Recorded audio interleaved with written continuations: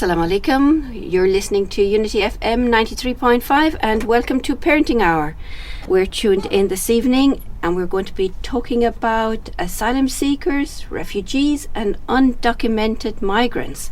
So we have an action-packed session or hour for you, inshallah, on the radio. I hope you're all keeping well and driving home safely, and thank you for tuning in. I'd like to also thank our listeners from Luton who are tuned in on 105.1 FM. I'll introduce my two guests with me this evening. They are Hayley and Mohammed. Thank you for coming into the studio. Really appreciate this, and I know how busy you are in what you do. And we just want to find out a little bit more about what you do, because just talking to you now before the show, I really didn't know the difference between asylum, refugee and undocumented migrants, and I'm hoping you can put me straight, and maybe some of the listeners as well that are listening as well, what these mean. So my name's Hayley and I'm the service manager for our refugee and migrant work at the Children's Society West Midlands Hub. So I manage two projects, working with destitute migrant families and the other one working with separated children or unaccompanied asylum-seeking young people. So I guess to explain the difference between those terms that you've mentioned, asylum seeker is someone that has come here to flee persecution and to find safety in the UK. So that's someone that has come and put in an application to the Home Office to say that they are fearing persecution in their country of origin, someone who has an existing application or claim with the Home Office but hasn't had any decision on that claim, so someone that's still waiting. A refugee is someone who's gone through that process that I've just spoken about as an asylum seeker, and someone that has been accepted by the Home Office as having a fear of persecution in their country of origin and has been recognised by the Home Office as a refugee. We then have undocumented migrants, so that's someone who's here in the UK as without any legal status. So someone that may have come on a visa and then for whatever reason has not returned to their country of origin. So they're still here, but they don't have any status in the UK. They may have family members here, they may have British family members here, but for whatever reason they themselves don't have any status. Wow, so they're kind of left in limbo in a way, so they have no status at all. So they can't leave then if they're here. Is it because they couldn't come back again? Is that the case? Yeah, that is the case, yeah.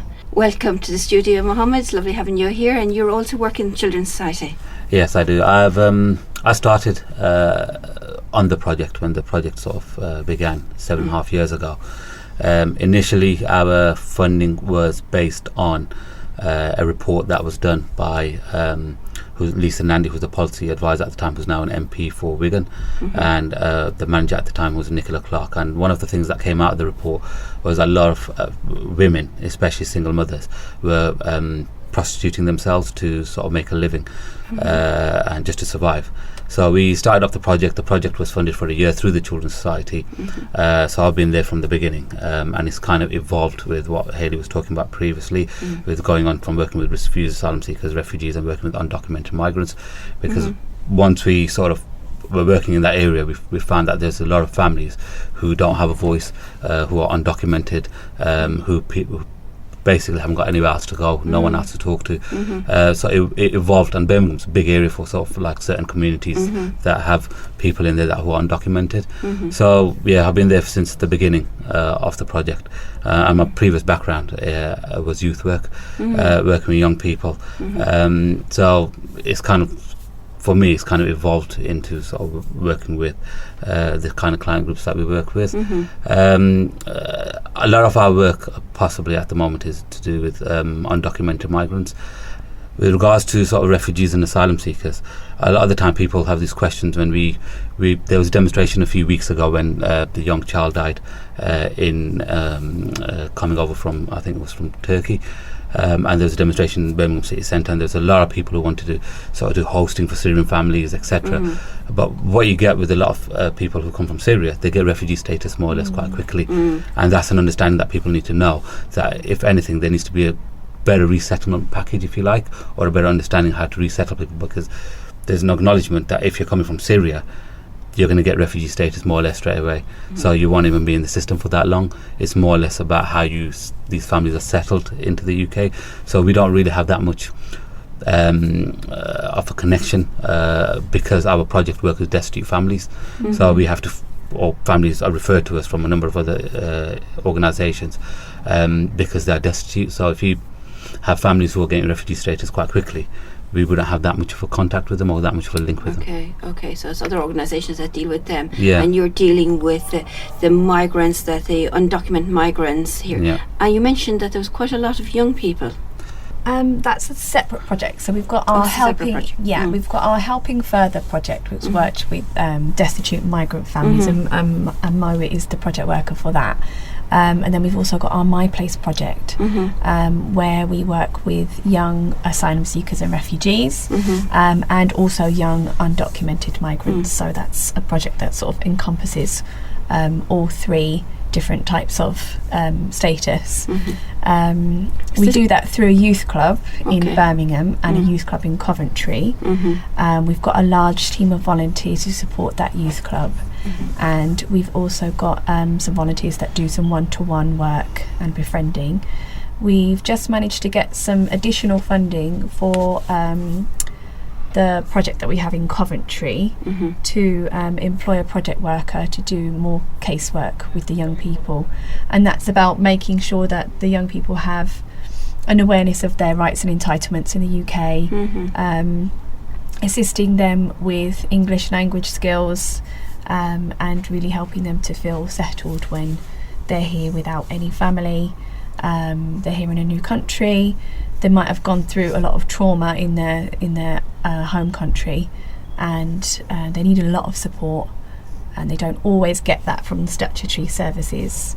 A lot of the young people that we work with are age disputed, so when they come here and they claim asylum, sometimes the Home Office can dispute their age, or the local authority can dispute their age as well, because they often come here with no documents, no ID, no anything, and they don't always have an awareness of themselves of how old they are, because age is a whole different concept in different countries, and that can have massive implications on their support, sort of financial support, accommodation, and whether they're treated as a looked after child and then receive all of the support that comes alongside that, or whether they're actually treated as an adult, and then they have to then go through the Home Office streams of support, which we kind of refer to as NAS, which is asylum support for like financial and accommodation support for asylum seekers. There's a big difference between being a looked after child and being looked after by a local authority, and then being an asylum seeker and getting a very minimum amount of support from the Home Office. So very, very different, lots of different aspects to this whole area, really. Yeah. Very broad and very intense. Like when I'm listening to you both, I'm thinking, as I hear about unaccompanied children, and they could be very young, and how does that affect you? I'm just kind of trying to think, as you personally, what kind of, first I should ask really, what kind of backgrounds have you both come? You said you were a youth worker.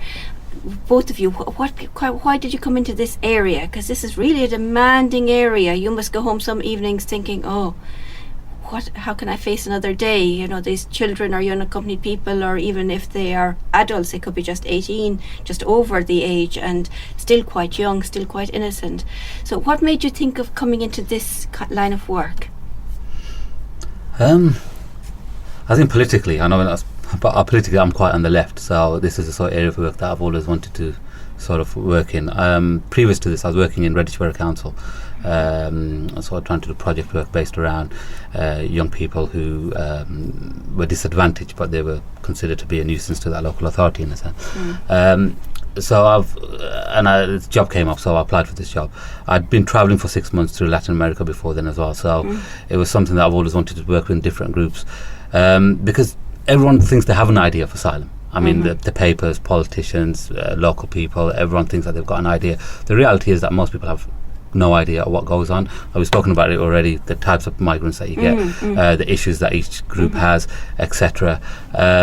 So for me, it was also like building up my own knowledge base around this sort of work. It was a new project, so it'd never been sort of tested, if you like, and I think it was one of the very few projects that I was working with destitute families around the country at that time. So I kind of sort of thought, well, it's a project that it kind of interests me because of my political background, and also by the fact that I've always wanted to work with people who are probably the most disadvantaged, and I found quickly that this group of people are probably the most disadvantaged people in our society. You can't get any worse than destitute children or destitute families, and especially people who can't access mainstream benefits, or people who can't even work. People always talk about migrants coming on working and taking our jobs. Well, they can't even work. They can't even collect benefits. So you're knocking off the two bases straight away for families who are basically destitute but can't even access anything. So that was the reason why I wanted to sort of do this job, and it's kind of just grown from there, really. I've never really sort of wanted to leave as well. That's another thing. It's one of those jobs that, even though it's really heavy work, and I think if you're not affected by it, I don't think you're in the right job, to be honest with you. I think you should be affected by it. It's about how you control your emotions and how angry do you get, and where do you channel your anger. And we've had sort of arguments and issues with other organisations, statutory organisations in this job, and I think that's one good thing about being in the voluntary sector, is that you don't have to be part of the institution, you don't have to be part of the organisation. You can have your own views, and you can decide on how families should be treated, not how the legal system or the legal structures state that it should be treated. So that's why I've kind of joined and kind of grown from there, really. Great, wonderful. Thank you very much for sharing that. And Hayley, what about you? Prior to working for the Children's Society, I was working within the immigration and asylum legal advice sector. So I worked for one of the largest charities giving immigration advice to immigrants and asylum seekers. Prior to that, I was volunteering at Amnesty International, so that sort of sparked my interest in human rights and international development. I then started volunteering with the Children's Society, working with young refugees and asylum seekers, and I found that they're quite a different group of working with them is really different to working with sort of British teenagers, because they're always really enthusiastic about getting involved in everything, and they really just want to learn. They want to be going to college, they want to learn English, they're really passionate about sort of getting involved in everything. So they're really, really kind of inspiring group of young people to work with, I think. Doing the project work with the destitute migrant families, I would probably echo what Mo has said and really sort of emphasise the fact of how vulnerable they are, and just really being someone for them to come to and being a support service for them when nobody else really wants to know. Yeah, that's what's kind of inspired me to do this type of work. In terms of managing the emotions, I think, as Mo said, it can be difficult and you are affected by it, but it's just how you manage that and how you shut down from that when you leave work or when you leave the office. And I think you know that you're doing the best that you can for that family or that young person, and that's all you can really do. And when that's been your intention, I suppose you're doing all you can do every day, and you leave the office thinking, I've tried my best today. I've done all that I can. I haven't stopped until I got to the end of the stage for today, and tomorrow's another day, and I will keep trying again if I have to. Do you have a good supervision kind of process there, if I need to offload and things like that? Yeah, we have supervision every month where we discuss cases. Good. And then come up with a plan of action as to how to take things forward. For me, I think that because it's so intense, the work, sometimes you don't get time to do that. And I think once you've left this job, in a sense, it's a lot with our families. I don't want to compare, but just this sort of idea of emotions. They go through the whole system, and then we find they kind of come back to us years later. and they're more of an emotional wreck at that time because they've got their status, they've had time to digest all the information, everything that they've had to go through, and you can just you can't imagine what they've been through, and then they've gone through depression after they've been through the whole system, after they've got their status and everything else, because one of the worst things in life sometimes, even though they say that you should do it, sometimes it's not always good to sort of evaluate what's happened through your life.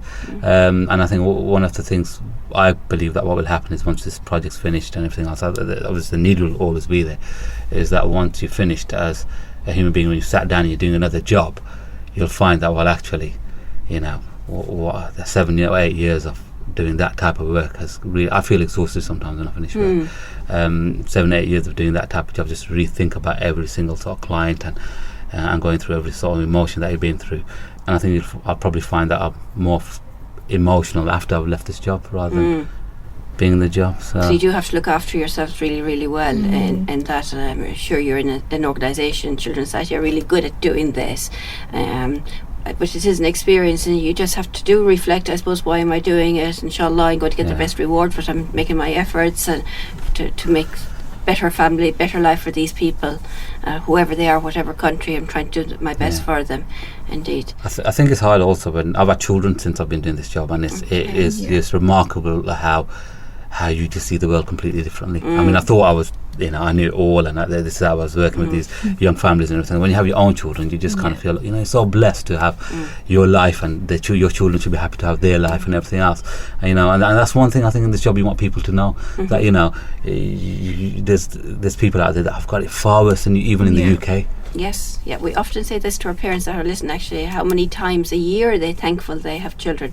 How many times the last month, how many times last week, how many times yesterday are they thankful to Allah that they actually have children, blessed to have children. So there's lots of blessings in the country we are living in, and having our families and having our children, which we often forget.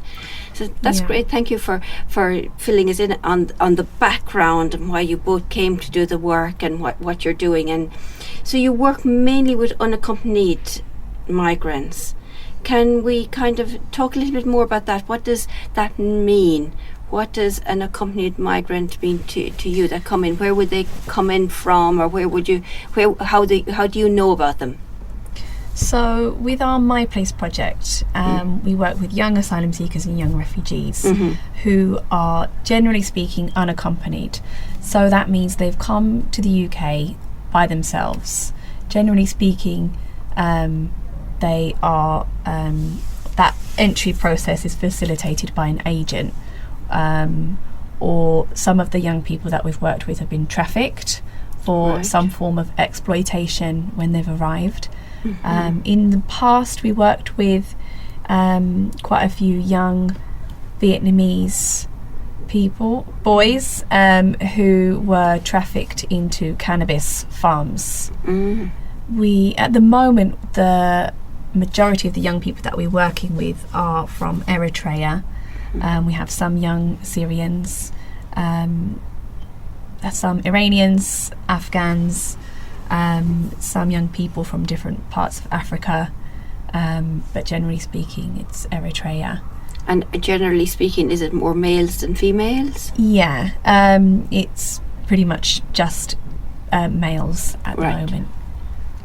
That's just because of the sort of dynamics of the group. But we have had girls that we've worked with in the past.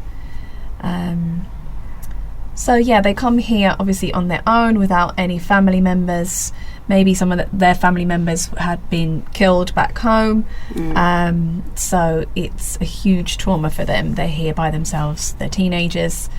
They're going through the same issues that any teenager goes through, yet they don't have the support of a family.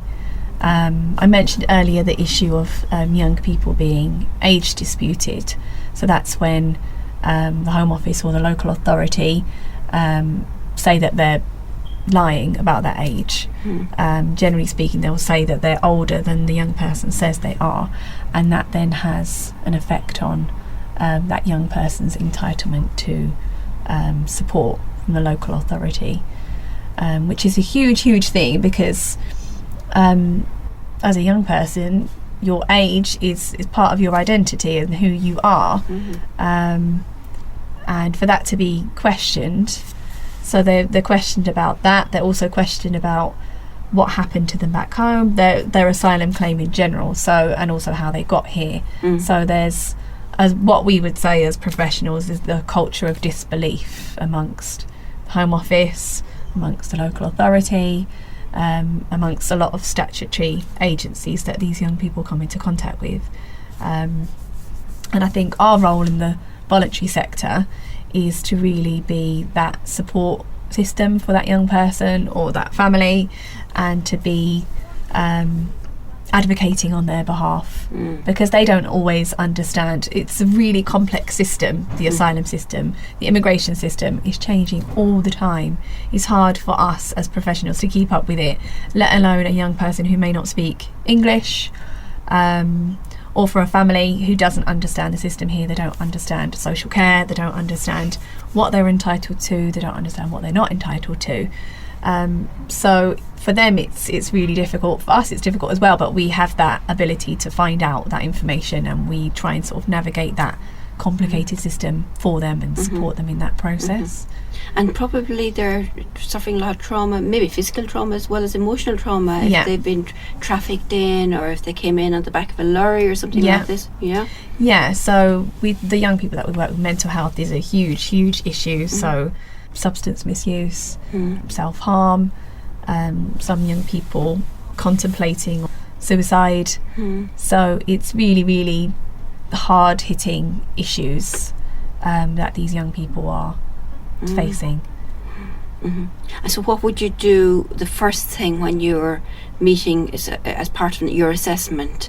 How long is your assessment, or have they gone through somebody else first before they come to you, before they're sitting in front of you, or before you make contact with them? In terms of how they sort of come to our service or project, because that project's been going for so long under different names, different funding streams, but it's still been going. It's quite well established. Other agencies know about the project. And then other young people tend to tell their friends, and then their friends will come. Or sometimes we've had referrals through social workers. So they could have been a while in the country before they come to you. It's not, you wouldn't get them the first day. No. It's different with every single young person, but they might not necessarily have come to us straight away as soon as they've got here. They might have been here for a while. They might have made friends with other young asylum seekers who've then said, well, I go to this youth club, do you want to come? So really that project is all centred around the youth club. So there's a weekly youth club in Birmingham, one in Coventry, and then any sort of additional issues that young person presents with, we then try and support them with that through what we would call like casework. So that's the advocacy, the advice, accompanying them to appointments, helping them to get registered with GP, and ensuring that they're getting the right support from social worker, or they've got someone to represent them with their asylum claim, or if their asylum claim's been refused, help to make sure that they're getting some support with appealing that. There's a lot. Right, there's a lot going on there indeed. So every case is individual, so it's really hard to say that. And would you have had somebody in the past that have just come directly kind of in? Can you remember anybody like this? Okay, we've got another project which is called Meet and Greet. We work in partnership with another organisation who which is called Birch. And we have had in the past where what we do is we just bring them to a youth centre near where the hostel is, and the hostel is the emergency accommodation where they put them initially before they disperse them. So we then bring them from the hostel, mainly with children and families, to do some play sessions with once a week on a Tuesday at the youth centre. And we have had in the past where families have just entered the country, so for people from Afghanistan, Iraq, Syria, lesser Syria, like I spoke earlier, that they usually get through the system a lot quicker. And then what we do is we just bring them to the youth centre, and we have some play sessions there with them, with their children. And help the families to settle in that way. Indeed, play is a great way of breaking down the barriers and getting people to talk to you and get to understand a little bit more about them. I think the voluntary sector is I think it's overburdened with this sort of stuff. It should statutory sector should take some of the brunt in a sense, but the voluntary sector is very good in these sort of areas of work, because there's not many other things that they can do at that initial accommodation. So this sort of we run the session once a week, and we've been running it as far as I can remember.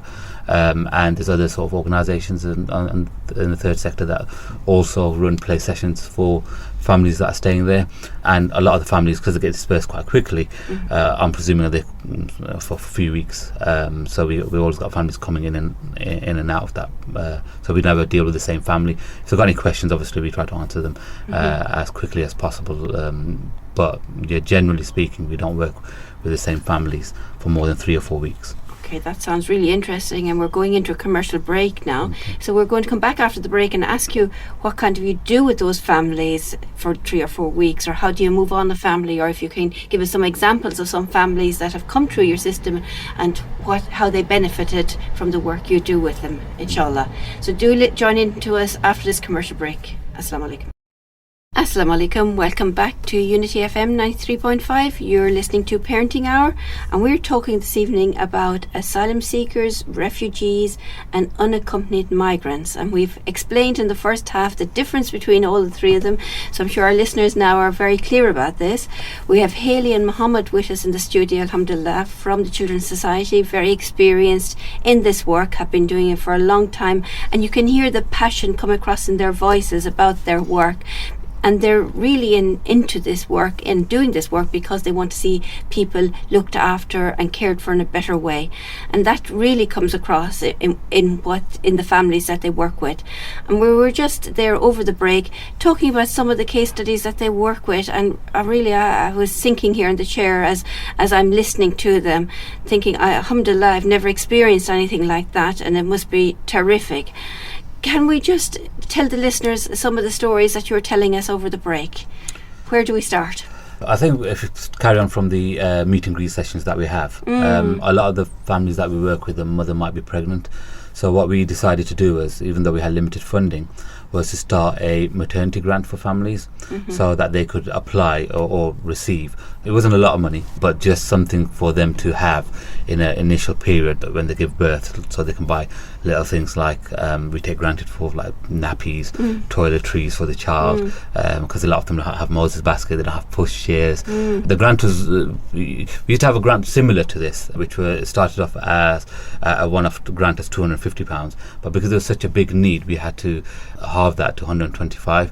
So now we're giving as the voucher of £100 to families, and people don't realise, because obviously we £100 is not, it's a lot. It's not a lot of money for a baby coming. Indeed, babies nowadays nothing at all. Cost a lot of money if you're going to give birth. Yeah. But for our families, it really is a godsend, because they can buy the things that we would really take granted for. So little things like knowing that they've got, when you're pregnant, you have to have a bag that you need to take to the hospital. They say have things ready. But if you can't afford to have anything in that bag, how on earth are you supposed to have a bag ready? So that little bit of money was quite helpful for them to that initial period to assist them, and hopefully after they've received that grant, they move on, but they also get their NAS support, or hopefully we can get them support through Section 17 of the Children's Act, through some of the families that we worked with. So it's like a little help that goes a long way in a sense, because they end up getting long-term support after that. Okay, great. So you help them, and so there is families that are coming like this that you can help them with that. And can you remember back that one of those families, and tell us what happened to them on their journey? They got this £100, not a lot of money. Were they with you while they gave birth, or were they sorted before then? Can you remember? Well, one of the families, they were basically quite dispersed quite quickly. Dispersed is when they, in the initial accommodation, they moved on to something like more stable, and they didn't have anything. She'd just given birth, and the husband come and collected the voucher from us, and he phoned me around a week later, and he was just explaining how he was quite emotional about it as well, how important it was for them at that stage of their life, that £100 to be able to buy something for the baby, like even baby clothes. We try to get enough donations in sometimes as well, and we try to just sort of give them out at the meet and greet drop-in. I'm low on sort of stuff as well, like especially baby clothes go really quickly, and a lot of people forget about the adults as well sometimes. So we try to get donations for adults, children, toiletries, nappies. We just try to give out as much as we can because we know that how much of a need there is. So can you just imagine, you get dispersed, you get moved into an accommodation, you're just given birth, you're sent home. As you know, these days you get sent home within 24, 48 hours. There's no complications. You're sent home and you've got absolutely nothing. So a little bit goes a long way. So they've got something to start off with, and then they can build their life around that. So you're just telling me that once they started receiving their payments from the Home Office or from the local authority, how that helped them in the long term, but in the short term it was our grant that helped them. That's really, really good. And do you help them to register with children's centres so that they can follow up that support system then? Yeah, we prior to sort of managing both of these projects, I was a project worker with Helping Further that in Coventry, and that was when we had 3 years funding from the big lottery.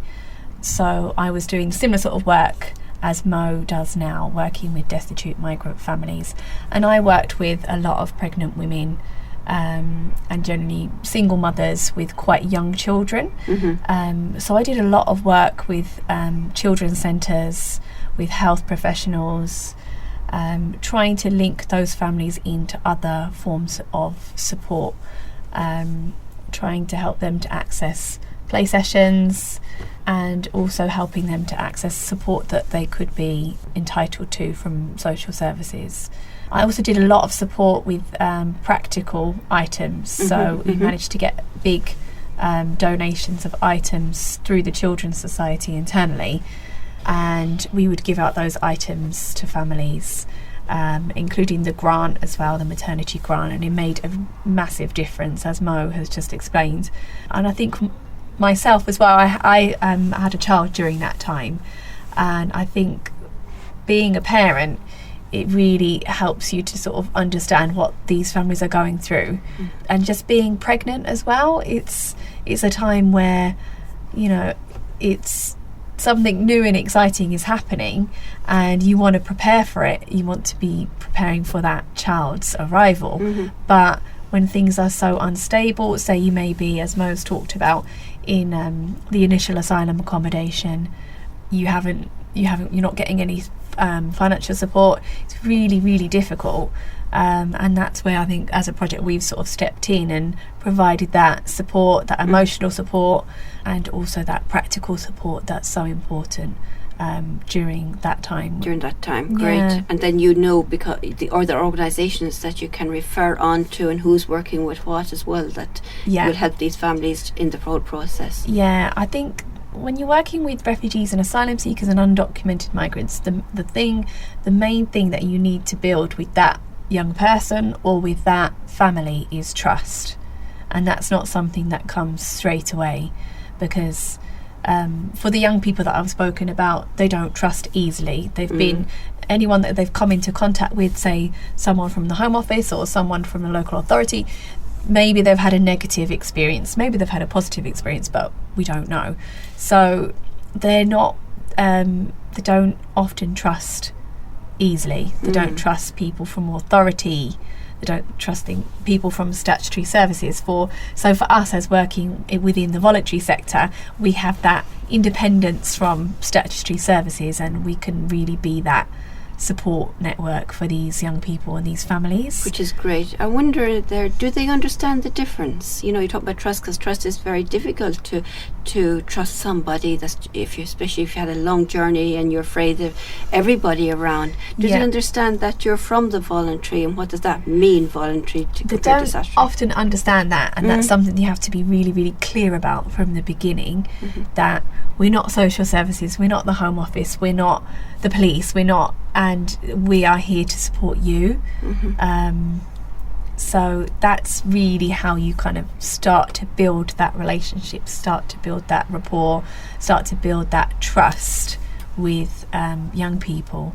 And similarly, Mo has built that trust within the community, but he's been doing that work for so long. and he's trusted because people know that they can count on him. People call him, he answers the phone, he's there, he's supportive, and he really does his best for the families that he works with. Great. And that didn't, I'm sure, come overnight. It's taken a long time for you building up that experience, and you probably have learned a lot of things on the way. Yes, nodding here to the, it's very difficult. I mean, sometimes I even forget, and I always think, well, how can I expect anyone else to sort of think about? They're not numbers. They're human beings, you know. And sometimes we talk about them generally, and sometimes we do it in this conversation as well. But they're human beings with feelings and issues and problems, and you know, life is hard generally for people who work. So you can imagine if you're not allowed to work. So I try to think that I have that understanding every time I deal with someone, and probably don't even speak the language. You can imagine, don't understand anything that's written down even, so can't read signs, don't know where to go. It's very difficult. It's very difficult, and building trust, like Hayley was saying, is probably, I would say, the most important thing in our job. Yes, we've got a knowledge and an understanding, and we know how to deal with things. But if your clients or your families that you're working with don't trust you, then you fail from the beginning. They're not no one's going to approach you. And we're very fortunate that we're sort of like close as a project, and we've been close historically with other projects like the Undocumented Minors or the Destitution Project, and we've had good support internally as well within the Children's Society. And I think without that support, you can't flourish, and then how do you expect other people who come and use the service to sort of trust you? And we get a lot of referrals, self-referrals, and I think that's very much very important in our job, to understand that people refer you on to somebody else. You know, we get calls from Wales, we get calls from London, Manchester. We have people calling us from all around the country to sort of just say, this is our situation, can you assist and help us?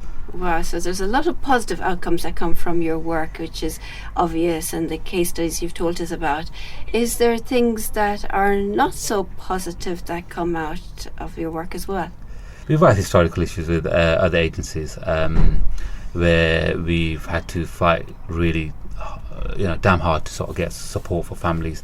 We have issues with and maybe I've become personal in this as well sometimes, in the way I think that the Home Office deal with cases, or the way other statutory organisations deal with it, and that really is a bugbear of mine, because like we spoke about earlier, because they never see the human side of it, because they just deal with a piece of paper that's in front of them, and I think they just see it as a numbers game.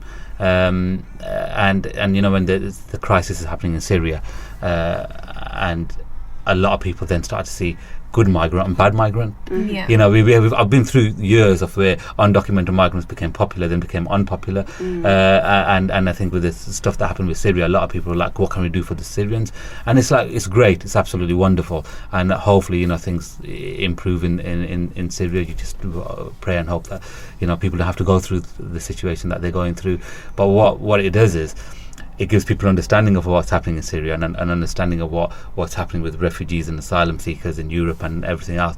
But what it also does is it creates that good migrant and bad migrant culture. Didn't think of it like that, indeed. So people actually think of it like this sometimes. If you talk about people who have overstayed on visas, and you have that conversation with people, and the first thing that comes to people's mind is not, all right, then there's families who are undocumented, who have children, who are destitute, who are living in impoverished conditions. They don't think that way. They will think, well, okay, then they should have gone back home when the visa expired. Well, you can't, as human beings, I like to think that we, especially, you know, sort of like if you put religion into the mix and say that, well, if religion doesn't give you that scope to judge people in that way, you shouldn't think that just because the Home Office have decided or the law states this, you know, because the law sometimes is unjust. And I think, well, I would like a lot of people who are hearing this, listen to this radio station, to understand that we're talking about human beings here, and we're talking about children who are impoverished. And, you know, as a mother or as a parent, you know, you've got to understand that could be you. It's just history and circumstances that I always say that we're here and they're there. It's about just being lucky, you know. I think you have to put yourself in somebody else's shoes and think, how would you deal with your situation? Or if you were in a situation where you thought your family weren't safe, what would you do? Probably you would try and find safety in another country. If you were in a situation where you felt impoverished and you thought you could you could create a better situation or better life for your children, better life chances for your children, then you probably would do the same thing. So I think for me, I always try and put myself in that person's shoes and think, what would I do? Like Mo said, we are in a privileged situation that we are British citizens, and we are able to travel to most countries if we want to, and not everyone is in that privileged position. Yeah, and it would be actually interesting for our listeners maybe to even for one day put themselves in that position, and how would they feel, and maybe just buy limited food or have limited amount to eat on that day, and just to see, even if it was just for one day, just to see what would it feel like for them if they were to go and try to live in a strange country and experiences. Over the holidays now, it might be something that parents might like to do even in summertime with their children as an experiment. What would you do if you were living in a country? How would you cope? How would you manage it? It's really difficult for everybody to understand that. It's such a hot potato politically, this subject, and I always try to sort of want people to think of it as more of a humane issue, issue based on humanity rather than economics or anything. If you've got families in the UK who are destitute, who are impoverished, don't think about what they should have done this or they should have done that, or they could go back on this and that. You got to look at it as the situation is now, and you can make that judgment because you're in a fortunate position to be able to talk about people that way. And I like to think that people. And I do find this is one thing that I do find in the job that I've done in the years, is that when people actually come into contact with families in that position, a lot of the prejudices disappear. So whatever the media wants you to believe, or whatever politicians talk about it, or every other minute it's all about immigration rather than the catastrophe they've caused politically with the economics and everything else. But when they talk about immigration, people have this idea, but when they meet families and they meet people in that situation, usually, because and that's the hope in humanity, is that people actually do I wouldn't say reverse, but they do change this, or they start to change and start thinking differently. Really, if we just look back at my own history, my Irish history, we're a great country of immigrants. I've been watching a lot of things over Easter because we have 100 years since the Easter Rising, where Ireland or Irish people immigrated to America, and a lot of the foundations of America, along with other countries, came from that, through that. So in a way, we're all, our nations, a lot of nations are migrants. So it's very, we're now maybe come with a lot of judgments because there's people coming in. But if we look back at our own history as well, we were migrants, especially the Irish history was a lot of migrants. We've learned a lot over the years. And the negative news sort of articles and what the politicians were saying then, they're more or less saying the same thing now. You can just go to the Birmingham Library and look at how the media was presenting or portraying sort of my parents who came. I'm second generation, so they were the first generation, and how they were presenting them at the time. So people quickly forget. It's like we have short memory, and history is very important for us to sort of go back and understand. Sort of, I'm not saying people should read the whole history of empires and what happened throughout empires and how people have become the way they are today. And you look at America, you're talking about earlier, and how it's built on slavery, but no one wants to ever talk about that. So there's a lot of things that people can learn throughout history, but even like recent history, 20, 30 years ago, and understand what the media was presenting at the time. Enoch Powell's famous speech about blood on the streets and everything else. So nothing actually has changed as much as people think has changed. We're just regurgitating history a lot of the times when you look at the negative sort of media. So what kind of messages would you like to give to our listeners in the last few minutes of the show, and what can they do in helping you and helping people that come in to, because we're all living here together, as we just mentioned, and we would like to support. There were some horrific stories, pregnant women and not having bags to be able to deliver in hospital and things like that. What could we do? What can we do to help, or what would you like listeners to do? I think we're always looking for donations of clothing, toys, items for pregnant women, and also volunteers as well. Okay, and where would they go to do that, and how would they get in contact with you, and what kind of items would you like them to donate? So in terms of items, I think toys are always useful, toiletries, baby clothes, adult clothes. Yeah. And I'm sure there's a lot of families listening to this whose children have grown up, maybe kept some things Yeah. because they thought they might pass it on to Yeah. another member of the family Yeah. or something, and it didn't happen, or moved house and just found this suitcase that they realised they have all these things in it that they never haven't used for years.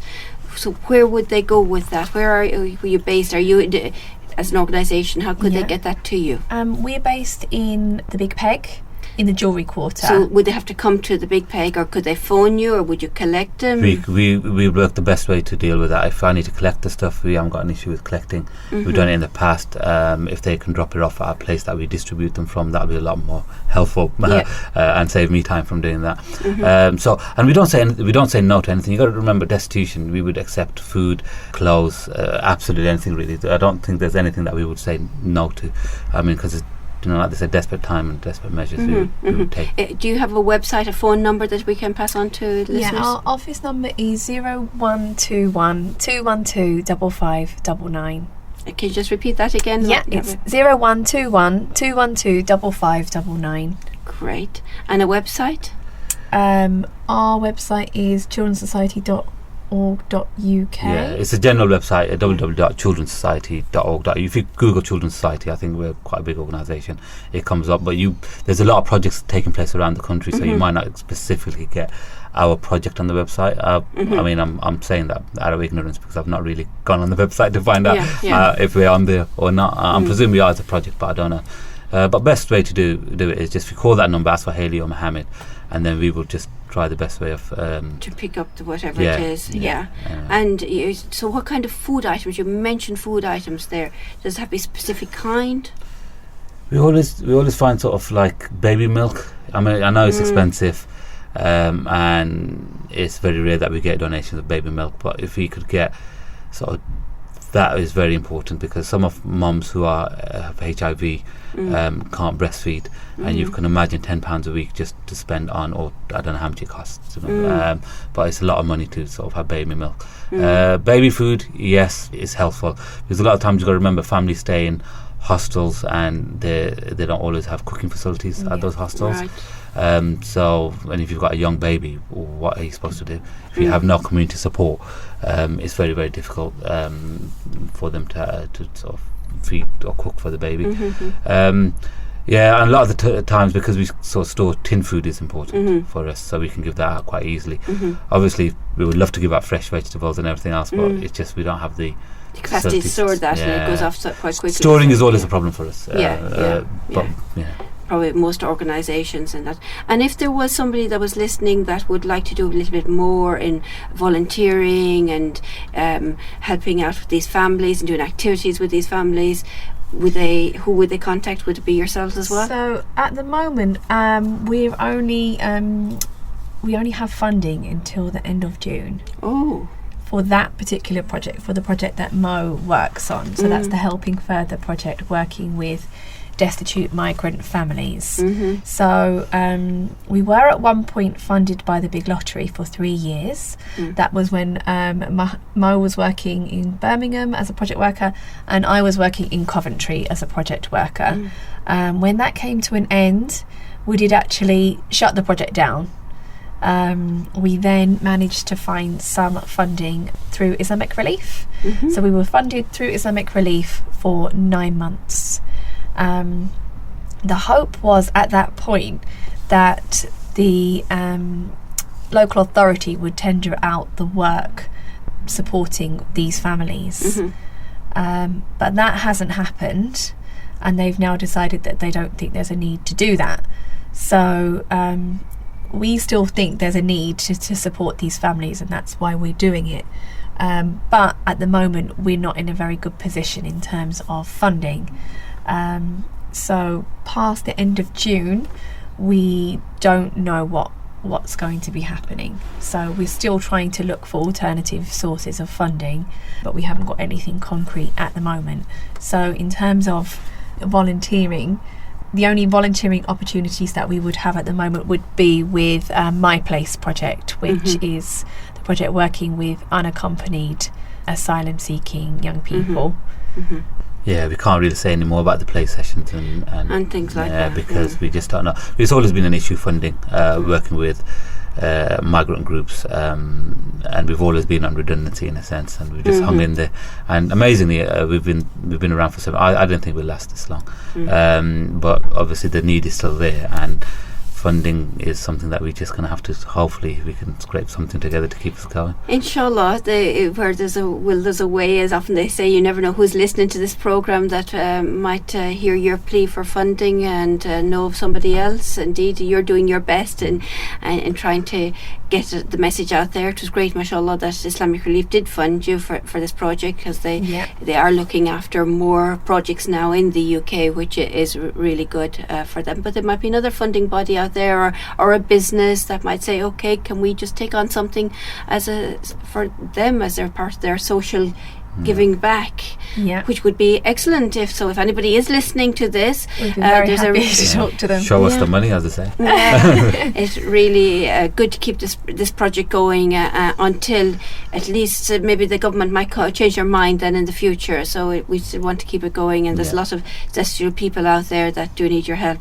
Thank you so much for both of you coming into the studio today. I wish you the best, and I'm hoping that it will continue, inshallah. It's great work what you're doing, and I hope you're able to continue it. You can see the passion come through your voices and the lives that you've changed for many people. So I do hope that you're able to continue that and keep changing lives of people here, that we really need more people like yourselves committed to doing this work. Is there any final message you'd like to give to the listeners? I would just like to say, like, I would hope that all listeners try to change their psyche and how they see other human beings, not just migrants but generally other human beings, because if you always look at life negatively, you'll always have a negative approach. If you look at positively and try to look at the best through about human beings and not feed into the stuff that takes place around that, then I would hope that that's always something that I'd like to change into people. It's a lovely positive message to end on. And Hayley, have you got a positive? Yeah, really just to think about putting yourself in other people's shoes. It could be us tomorrow. You never know what could happen in the world. That's really positive. Also, message that to be grateful for what we have, for the blessings we have, and inshallah won't be us or anybody that we know. But now is the time to give to this project, to help this project. Thank you so much, both of you, for coming in. It was wonderful talking to you both, and I wish you the best with it. Thank you very much. And listeners, do tune in to us next week. We look forward to you tuning in into Parenting Hour, inshallah. Assalamu alaikum.